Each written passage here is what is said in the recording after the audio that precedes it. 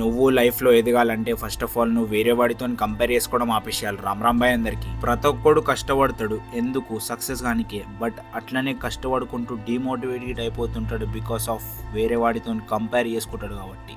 For example, నువ్వు ఇంకా నీ ఫ్రెండ్ ఇద్దరు సక్సెస్ కావాలని గట్టిగా కష్టపడతారు, బట్ మీ ఫ్రెండ్ నీ కళ్ళ ముందే సక్సెస్ అయిపోతాడు, నువ్వు ఇంకా అట్లనే కష్టపడుతూ ఉంటావు. అప్పుడు నీ మైండ్లో 100+ థాట్స్ రావచ్చు, లైక్ వాడెంత కష్టపడి నేనంతే కష్టపడినా కదా, వానికి ఎందుకు వచ్చింది నాకెందుకు రాలే, ఇంకా చాలా థాట్స్ రావచ్చు. ఒక్కటి గుర్తుపెట్టుకో, today might not be yours but tomorrow is waiting for your come back. ఆ ఒక్క చిన్న హోప్తోని కష్టపడు. ఈ కంపారిజన్లోనే ఈ గొడవలు, మిస్అండర్స్టాండింగ్స్, ఇంకా జెలస్ ఫీల్ అవడం అవన్నీ అవుతుంటాయి.